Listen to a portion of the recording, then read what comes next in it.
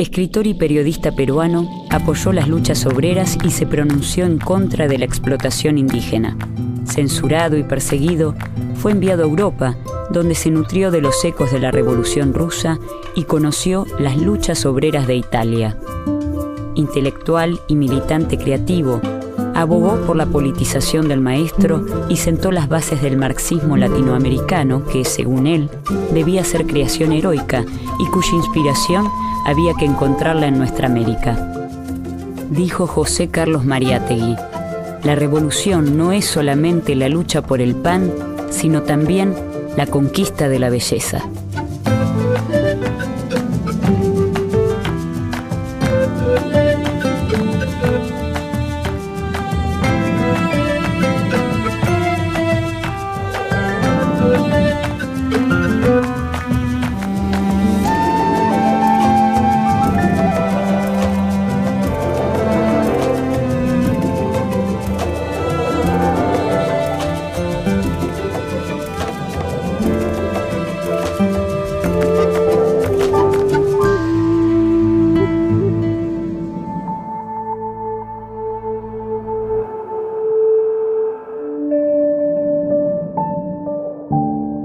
José Carlos Mariátegui nace en 1894 en Moquegua, al sur de Perú.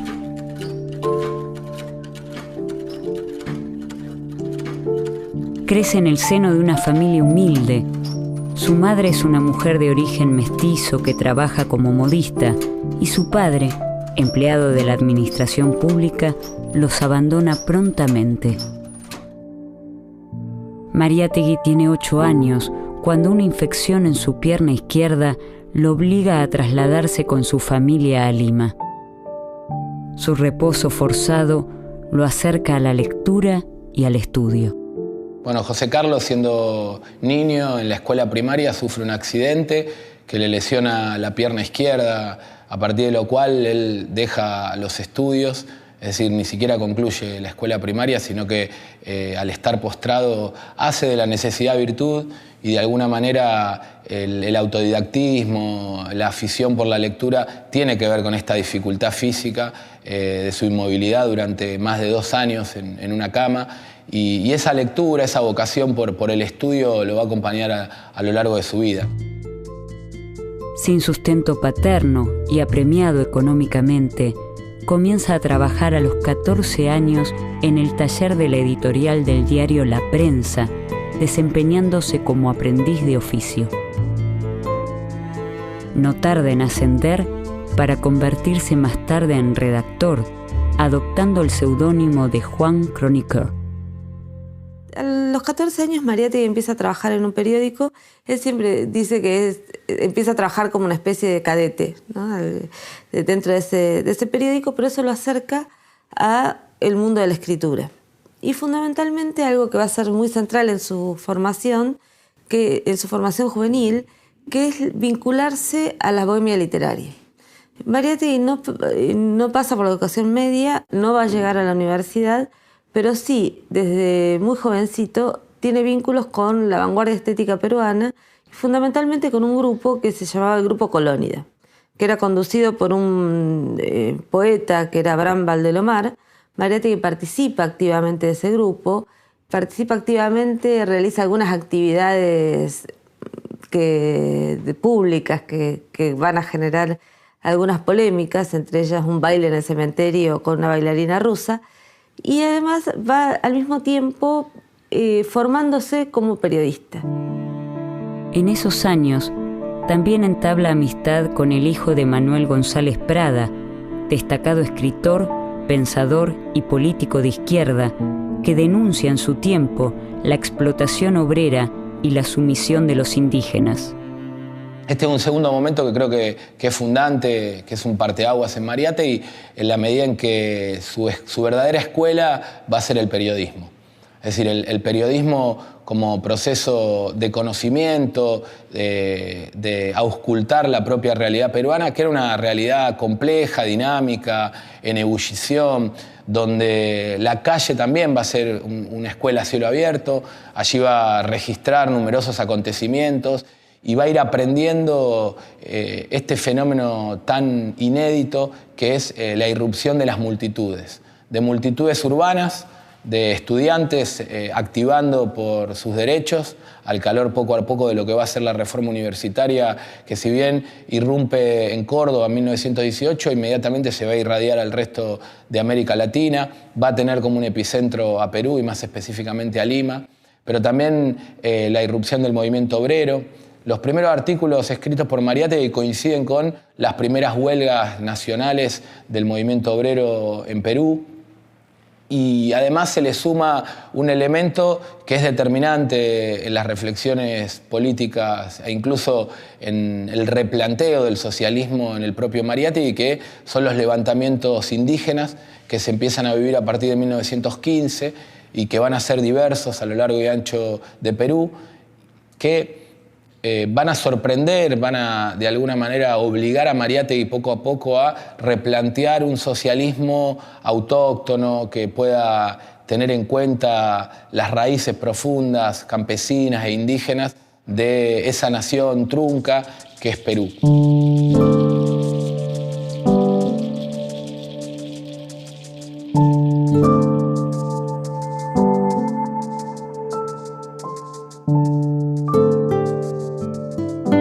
En este contexto, y con apenas 25 años, José Carlos Mariátegui funda a principios de 1919 el diario La Razón, desde donde defiende las ideas reformistas y apoya las luchas obreras y estudiantiles.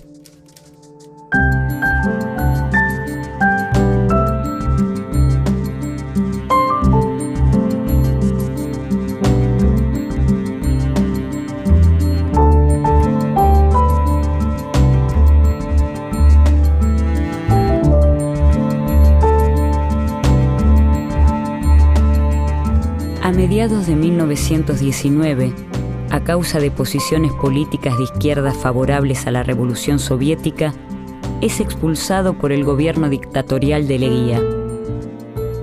Ante la alternativa de ser encarcelado, Mariátegui recibe una beca que lo aleja de Perú y emprende un viaje por Europa.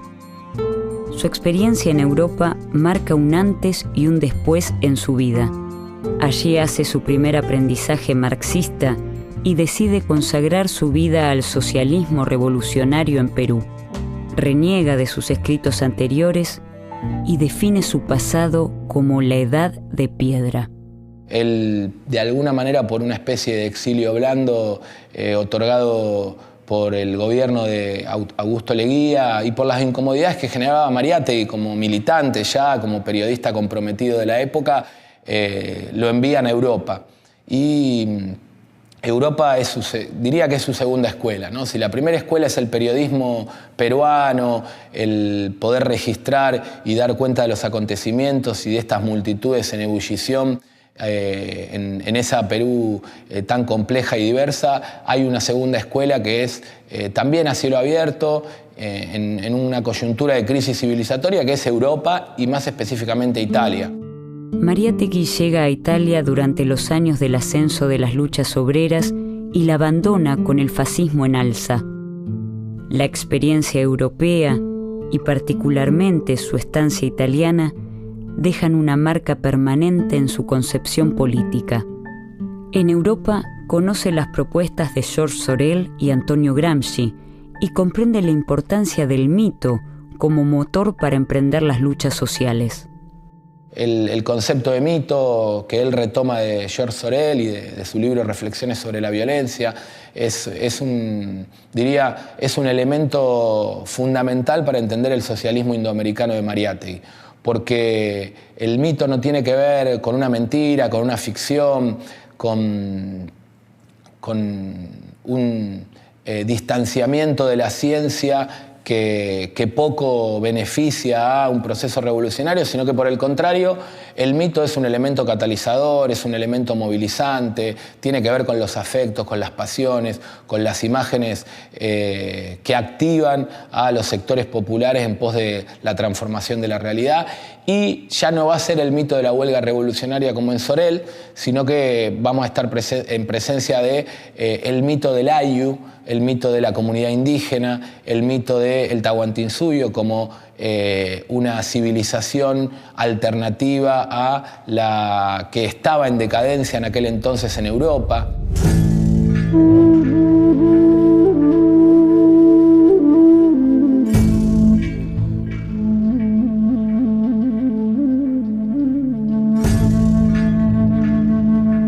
En América Latina, esta perspectiva del mito se anuda a un tema capital, la cuestión del indigenismo. De allí Mariátegui extrae el mito incaico. No es la civilización, no es el alfabeto del blanco lo que levanta el alma del indio. Es el mito, es la idea de la revolución socialista. En ese mismo viaje, conoce además a quien será la compañera del resto de su vida, Ana Chiappe. Juntos tienen 4 hijos. Residí más de 2 años en Italia, donde desposé una mujer y algunas ideas.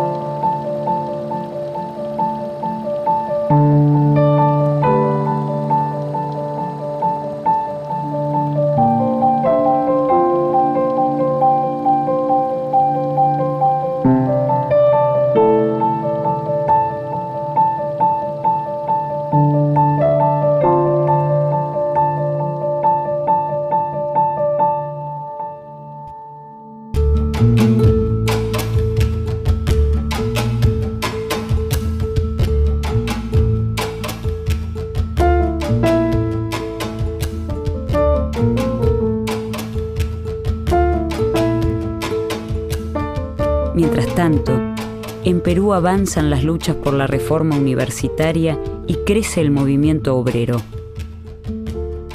Perú continúa bajo el gobierno dictatorial de Augusto Leguía, quien lleva adelante un régimen represivo y políticas de entreguismo económico a Estados Unidos. Corre el año 1923 y Mariátegui regresa a Perú y se propone no solo difundir la doctrina marxista, sino revisarla a la luz de su propio país. Entre otras actividades, funda agremiaciones estudiantiles, campesinas y obreras y se desempeña como conferencista en la Universidad Popular González Prada. Esto le vale diversas formas de represión, censura y persecución política. Sin embargo, el compromiso de Mariátegui no se limita a las reivindicaciones obreras. También se muestra interesado por posiciones cercanas al feminismo y a la lucha por la igualdad sexual, y comienza a indagar las relaciones entre opresión femenina, sexualidad y poder. El tipo de mujer que produzca una civilización nueva tiene que ser sustancialmente distinto del que ha formado la civilización que ahora declina. Él es uno de los primeros marxistas que plantea que el educador, macho, varón, debe ser educado, ¿no? Un poco retomando las tesis sobre Feuerbach. ¿Por qué? Porque debe ser despatriarcalizado, porque considera que las mujeres solo deben educarse en la tarea hogareña, en su rol de madre, de reproductora. Y Mariátegui se nutre y aprende de las corrientes feministas de la época, a las cuales considera profundamente revolucionarias, y plantea, yo diría, una pedagogía feminista, una pedagogía de la despatriarcalización de las prácticas educativas, otorgando un rol protagónico a la mujer en los procesos no solo educativos, sino culturales, políticos y socioeconómicos, ¿no? Su salud, siempre frágil, sufre un nuevo revés cuando en 1924 le amputan su pierna derecha por la aparición de un tumor, por lo que solo puede desplazarse en silla de ruedas. A finales del siglo XIX y comienzos del XX, se producen en Perú importantes levantamientos indígenas que son reprimidos por las fuerzas gubernamentales, por lo que el indigenismo peruano opta por una visión más radical que reniega de la herencia española, se articula con posiciones de la izquierda revolucionaria y se propone como una forma de superar modelos políticos y culturales previos, tales como la colonia y la república burguesa. Inspirado en la doctrina marxista, pero lejos de una teoría totalizadora y una mirada mecanicista de la sociedad, Mariátegui busca construir un socialismo indoamericano. Esto lo lleva a revalorizar la tradición comunitaria indígena como base de construcción de un nuevo tipo de socialismo.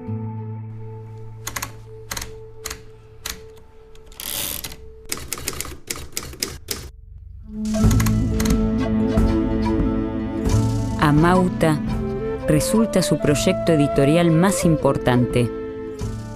Desde sus páginas, Mariátegui presenta las claves políticas e ideológicas sobre las cuales fundar un proyecto socialista indoamericano. La revista Amauta es quizás la revista más importante que se editó en toda la región, comparándola con todas las revistas de vanguardia que se editan en los 20 en América Latina, y que porque tiene la singularidad totalmente propia de articular vanguardia estética, teoría y apuesta política marxista e indigenismo. Junta esas cuatro cosas. Si uno ve el primer número de Amauta, en el primer número, por ejemplo, año 26, publican la primera traducción de Freud al castellano, Introducción al psicoanálisis. Y así, digamos, tiene ese nivel de experimentación y de novedad permanente. Amauta iba a llamarse originariamente Vanguardia, y creo que es un dato muy curioso que finalmente decidan ponerle Amauta, que en lengua indígena significa maestro, el conocedor, aquel que porta determinados saberes y que los socializa, los difunde al interior de su propia comunidad y hacia otras latitudes.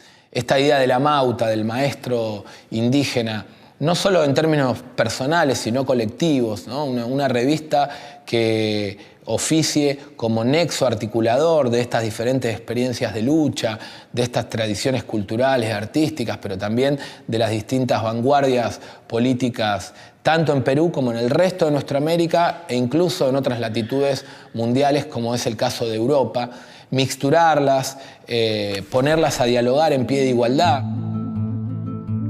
Dicha empresa no puede desvincularse de una profunda comprensión de las particularidades de la realidad latinoamericana sobre las cuales construir un socialismo autóctono. Y fue parte de un editorialismo programático, de un proyecto político-cultural que involucraba, en el caso de Mariátegui, también a un proyecto editorial, la editorial Minerva, que conducía, que dinamizaba el propio José Carlos, de la publicación de la revista y del periódico, mejor dicho, Labor, un periódico que tenía por propósito también generar instancias de formación, de difusión de ideas, de polémica fraterna para la constitución de un movimiento obrero organizado que todavía estaba en ciernes en aquel entonces en Perú. Mariátegui deja atrás la idealización romántica del indio del pasado incaico, que solamente consideraba al indígena como un ser autóctono al cual debía respetársele su forma de vida, para proponer el problema del indio en el presente que le toca vivir, como una problemática social y económica. Se plantea la necesidad de construir la nación desde una visión inclusiva del indígena, y para esto es necesario pensar otro vínculo pedagógico que le dé lugar al indio como sujeto político. Aquello que Mariátegui planteaba de que no era posible erradicar el analfabetismo, pensar en la democratización de la educación de los indígenas si en paralelo no se discute el problema de la tierra. Discutir el problema pedagógico-político de los pueblos indígenas es discutir el acceso a la tierra y el reconocimiento de sus derechos como pueblos, incluso preexistentes a los estados-nación.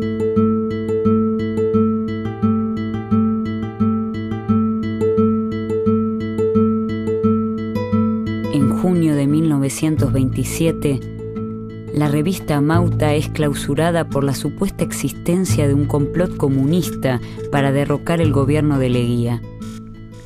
Su casa es allanada en varias ocasiones y sufre el acoso policial. En 1928, Mariátegui rompe con el APRA, la Alianza Popular Revolucionaria Americana, partido fundado por el pensador y político Aya de la Torre, y crea el Partido Socialista Peruano, más cercano a los lineamientos de la Tercera Internacional. Ese mismo año, José Carlos Mariátegui publica su famoso 7 ensayos de interpretación de la realidad peruana, uno de sus libros fundamentales y aún vigente para la reflexión sobre la situación latinoamericana.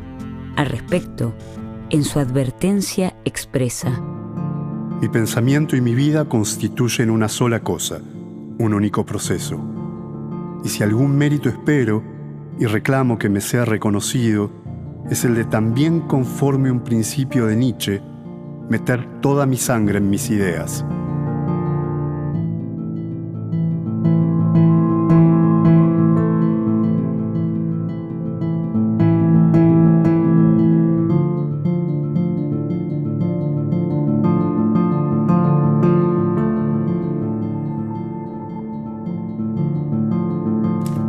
El problema del analfabetismo del indio resulta ser, en fin, un problema mucho mayor que desborda del restringido marco de un plan meramente pedagógico.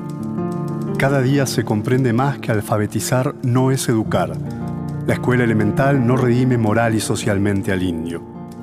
El primer paso real hacia su redención tiene que ser el de abolir su servidumbre. José Carlos Mariátegui denuncia el modelo educativo liberal, el cual reduce el problema del indio a la cuestión educacional y no lo aborda como problema social y económico. El pedagogo moderno sabe perfectamente que la educación no es una mera cuestión de escuelas y métodos didácticos. El medio económico-social condiciona inexorablemente la labor del maestro. Mariátegui encontraba en este modelo educativo liberal un modo de legitimar al sistema latifundista basado en el gamonalismo, que era una jerarquía de funcionarios o intermediarios que se ponía al servicio del latifundio para mantener un régimen de explotación del indio y así sostenerlo en la opresión y la ignorancia. La redención del indígena y de la clase trabajadora solo será posible poniendo fin a la explotación mediante un cambio en la propiedad de la tierra y los demás medios de producción. De allí, entonces, que se vuelva preciso denunciar el trato dispensado a los indígenas en lo que Mariátegui entiende como una línea de continuidad entre el virreinato y la república. La educación nacional, por consiguiente, no tiene un espíritu nacional, tiene más bien un espíritu colonial y colonizador.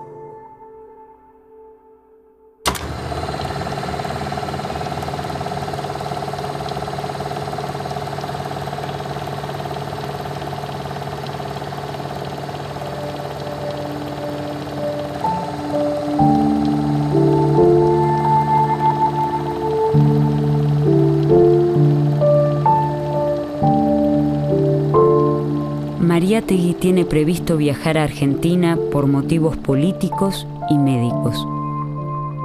Su salud empeora y guarda la esperanza de recibir en Buenos Aires un mejor tratamiento, pero muere antes de partir, el 17 de abril de 1930, en la ciudad de Lima.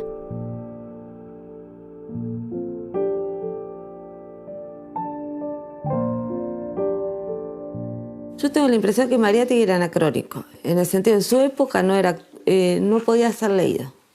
Vos lo lees y te da la impresión que Los 7 ensayos fue un libro que no tuvo impacto en el momento. Digamos, el Partido Socialista no solo desmariáteguiza porque Mariátegui muere, sino porque ya había perdido. Digamos, había sido derrotada, todas sus hipótesis políticas habían sido derrotadas. O sea, que el problema de esa obra es que es anacrónica, es inactual en el momento que se escribe, y es actual posteriormente. Es una cosa, es muy raro eso, pero pasa con muchas obras, digamos, que a su época no le pueden hablar o dicen cosas que nadie puede escuchar en ese momento y que sí le hablan a las generaciones posteriores. Construir en última instancia un sujeto sentipensante, afectivo, pero también que pueda ser riguroso en clave de análisis concreto de esa realidad tan compleja de decir que es la realidad contemporánea. Yo diría que la idea de construir un socialismo original, autóctono, y pensarlo de manera integral como alternativa civilizatoria y no solo en la clave de una impugnación a la dimensión económica de la explotación. Hoy más que nunca, ese planteo de Mariátegui de pensar que la crisis que se vive a nivel global, que sufre la sociedad toda, es una crisis de valores, es una crisis política, es una crisis socioeconómica, es una crisis cultural y por lo tanto la respuesta en clave de un proyecto alternativo también tiene que ser integral, tiene que involucrar a todas las dimensiones de la vida cotidiana y en ese plano Mariátegui tiene mucho para decirnos. Se trata de no copiar ni de calcar, como decíamos al comienzo, sino de pensar al socialismo como una creación heroica de los pueblos de nuestra América. José Carlos Mariátegui, periodista, intelectual y militante, defensor de los obreros y campesinos oprimidos, nos deja el deber de reflexionar sobre nuestra realidad latinoamericana para repensarnos desde nuestras riquezas y para conquistar la belleza.